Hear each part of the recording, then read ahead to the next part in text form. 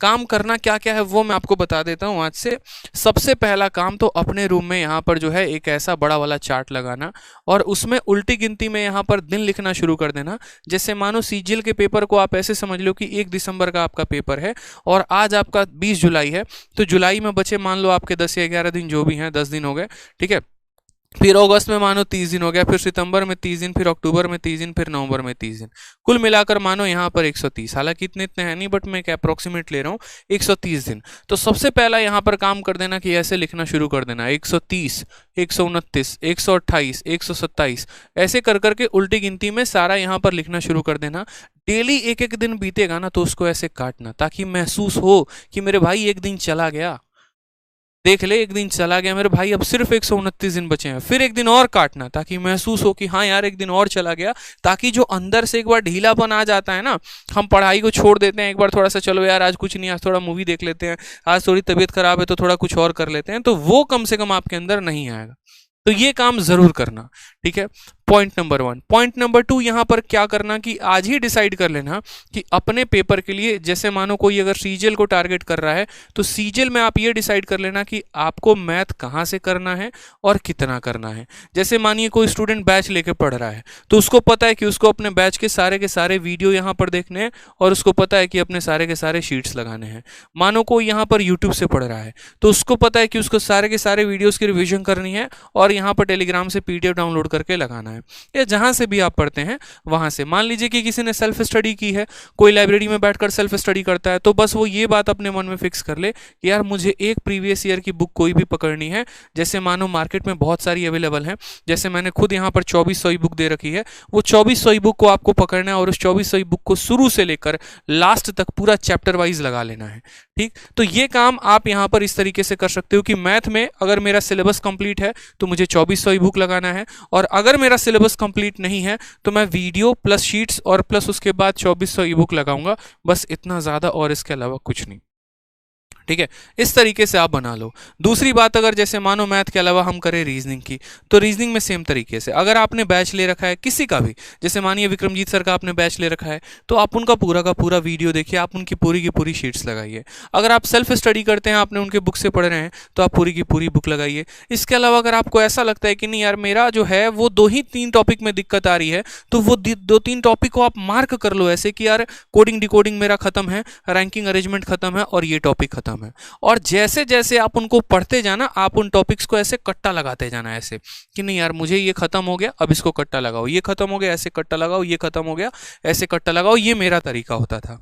जैसे मानो कि मुझे यहाँ पर क्या था, मुझे पता है कि स्टैटिक में मेरे को 20 पॉइंट्स ऐसे हैं जो मुझे कवर करने हैं, जैसे first in India, first in world, famous in India, famous in world, ऐसे करके वो मैंने 20 टॉपिक्स यहाँ पर लिख लिए थे।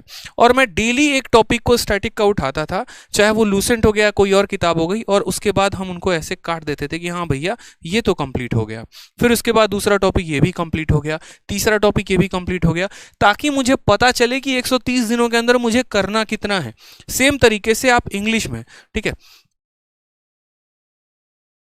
सेम तरीके से यहां पर इंग्लिश में भी आप डिसाइड कर लो कि इंग्लिश में आपको कितना करना है। जैसे मान लो कि आपने इंग्लिश में डिसाइड कर लिया कि सर वोकैबलरी में मुझे फलानी किताब की फलानी वोकैब इतनी तो खत्म कर लेनी है। जैसे मानो बहुत लोग नीतू सिंह से पढ़ते हैं, बहुत लोग एसपी बख्शी से पढ़ते हैं, बहुत मिरर ऑफ कॉमन एयर से पढ़ते हैं, बहुत ब्लैक बुक से पढ़ते हैं। सारी किताबें अपने जगह पे परफेक्ट हैं, किसी में कोई कमी की बात नहीं है। बस आप एक पर विश्वास दिखाइए और यहाँ पर आप उससे पढ़ना शुरू कर दीजिए।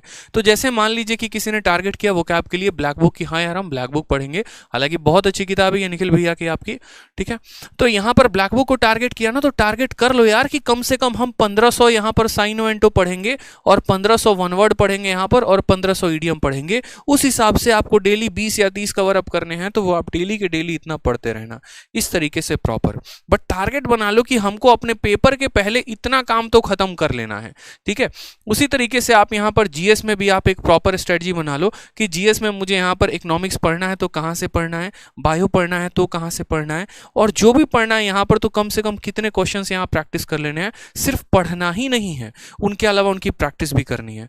जब आप सारे के सारे यहां पढ़ लेते हो तो कुछ लास्ट में नोट भी रखा करो कि यार इनको पढ़ने के बाद है ना मुझे 2-3 बातों का ध्यान रखना है। पहला, कि मैं सीजीएल 2021 का पेपर देने जा रहा हूं 22 का, तो मैं सीजीएल 2021 के सारे प्री के क्वेश्चंस लगा के जाऊंगा। ठीक है, फिर मैं सीजीएल 2020 के भी सारे के सारे प्री के क्वेश्चंस लगा के जाऊंगा, और इनको है ना हम मॉक टेस्ट के माध्यम से लगाएंगे। ठीक है, इनके मॉक टेस्ट मुझे अगर कहीं पर अवेलेबल हो गया, जैसे टेक्स्ट बुक पर अवेलेबल हो गया, ग्रेडअप पर हो गया, या कहीं पर भी हो गया, तो उनके हम मॉक टेस्ट जरूर लगा के जाएंगे। ठीक है, क्योंकि प्री का पेपर देने जा रहे हैं तो प्री के लिए तो मॉक टेस्ट लगाना पड़ेगा। आप मॉक टेस्ट कब से देना शुरू करोगे? अभी से, लेकिन रेगुलर बेसिस पे नहीं मेरे भाई। मॉक टेस्ट आपको अभी से देना शुरू करना है, और हर संडे को मॉक टेस्ट देना है आपको। और जब आपके पेपर में सिर्फ और सिर्फ 60 दिन बच जाएंगे ना, तो उसके बाद रेगुलर बेसिस पे मॉक देना शुरू कर देना, रोज के रोज एक मॉक देना। लेकिन अभी आपके पेपर में काफी समय है, तो बस अभी संडे टू संडे मॉक रखो, ताकि ये रिवीजन कराते रहे। क्योंकि आप क्या केस ऐसा होगा ना कि आप डेली पढ़ोगे, आज पढ़ रहे हो, कल भी पढ़ रहे हो, परसों भी पढ़ रहे हो, तरसों भी पढ़ रहे हो, लेकिन ऐसा होगा कि 10 दिन के बाद 10 दिन की पहली वाली चीजें याद ही नहीं होंगी आपको, तो उनको कैसे रिवाइज करोगे? तो उनको मॉक टेस्ट के माध्यम से रिवाइज करोगे। ठीक है, वो मॉक टेस्ट ही ऐसा होगा ना जो 100 सवाल में पूरे ब्रह्मांड का चक्कर आपका लगवा देगा, और सारे के सारे सिलेबस को वो रिवाइज करवाते चलेगा। तो इस तरीके से आपको सबसे पहले एक पेपर में लिखकर बड़ा सा चार्ट जो है अपने टेबल के सामने लगा देना है, जहां पर दिनों की गिनती भी यहां दी गई होगी, और जहां पर यहां ये भी लिखा गया होगा कि आपको किस सब्जेक्ट में कितना जो है टाइम देना है। अब उसके बाद बात आता है कि बच्चा मेरे से डेली वीडियो में एक चीज पूछता है, सर टाइम टेबल क्या होना चाहिए? मेरे भाई, किसी भी चीज का है ना एक प्रॉपर टाइम टेबल नहीं होता। क्यों? क्योंकि से यहाँ पर देखो, जो रात में जागते हैं उनको क्या बोलते हैं? कमेंट बॉक्स में एक और बताना जल्दी से। जो रात भर जागते हैं उनको क्या बोलते हैं? नॉकटर्नल बोलते हैं। क्या बोलते हैं? नॉकटर्नल। ठीक है, बहुत लोग ऐसे होते हैं जो नॉकटर्नल होते हैं। नॉकटर्नल का मतलब जिनको रात में काम करने की आदत होती है, जागने की आदत होती है। बहुत लोग ऐसे होते हैं जो डायर्नल होते हैं, दिन में जागते हैं। ठीक है, तो अलग अलग लोगों के जागने का भी शेड्यूल अलग है, पढ़ने का भी शेड्यूल अलग है। तो हम इसमें ऐसा कर ही नहीं सकते मेरे भाई कि ऐसा शेड्यूल बना ले जो सब फॉलो करें।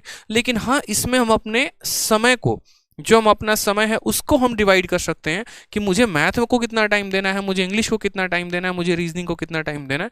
जैसे मान लीजिए कि आप जब सुबह उठते हैं तो आपको पता है कि आपको डेली वोकैबुलरी को है ना 1 घंटे देना ही देना है, चाहे आप कुछ भी कर लीजिए। और ये 1 आवर कभी भी है ना मॉर्निंग में देना है। जितनी भी याद करने वाली चीजें होंगी उनको सुबह में रखा करो, और जितनी भी प्रैक्टिस करने वाली चीजें होंगी उनको रात में रखा करो। ठीक है, तो रोज के सुबह में वोकैबुलरी को आपको 1 घंटा देना है। वोकैबुलरी के तुरंत बाद ग्रामर को किया करो। ठीक है, इंग्लिश को एक ही साथ निपटा लिया करो, फिर रात का झंझट नहीं रहेगा। ग्रामर को डेली का डेली 1 घंटा देना है। कैसे 1 घंटा देना है? तो क्या करना है, आप यहां सब्जेक्ट वाइज फिक्स कर लीजिए सर।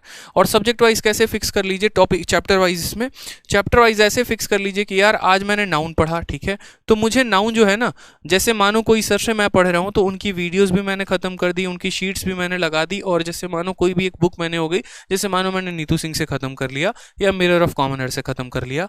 अब नाउन में मैं इतना कंफर्म हो चुका हूं कि कोई भी मुझे एक सवाल देके दिखा दे, मेरे से गलती नहीं होने का है। ये तरीका होना चाहिए।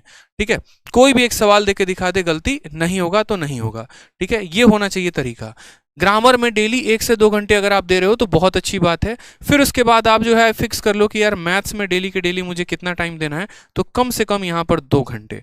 2 घंटे क्यों यहाँ पर? जिसमें आप 1 घंटे अरिथमेटिक को दे सकते हो, 1 घंटे एडवांस को दे सकते हो, अगर आप अलग अलग पढ़ रहे हो तो। और अगर आप अलग अलग नहीं पढ़ रहे तो आप सीधा 2 घंटे किसको दे दो? सीधा का सीधा एक ही टॉपिक। जैसे पहले अरिथमेटिक से शुरू कर रहे हो तो अरिथमेटिक से ही कर दो कि आज हम परसेंटेज पढ़ रहे हैं। फिर परसेंटेज पढ़ने का तरीका क्या होगा? तो जैसे मानो कोई भी आपने एक चैप्टर पढ़ा, तो वो चैप्टर की वीडियो आपने देखी, फिर उसकी आपने शीट लगाई, और उसी चैप्टर की जैसे मैंने जो कहा ना 2400 ई बुक, इसको लगा लेना। क्यों? क्योंकि इसमें सारे लेटेस्ट क्वेश्चन है, फर्जी सवाल एक भी नहीं है।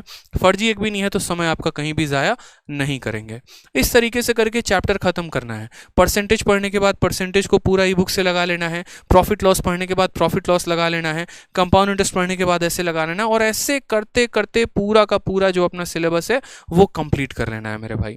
ठीक है, सेम तरीके से यहां पर देखोगे तो रीजनिंग को कम से कम डेली के डेली यहां पर, जब तक आपका सिलेबस ना कंप्लीट हो जाए। हालांकि रीजनिंग का सिलेबस बहुत जल्दी कंप्लीट हो जाता है, तो जब तक सिलेबस कंप्लीट नहीं होता है तब तक आपको डेली 1 घंटा देना है। यहां पर इस बात का ध्यान रखिए, 1 से 2 घंटा आपको देना ही देना है। ठीक है, और वहां पर आपको सारे टॉपिक वाइज यहां पर अपने टॉपिक को कंप्लीट करना है।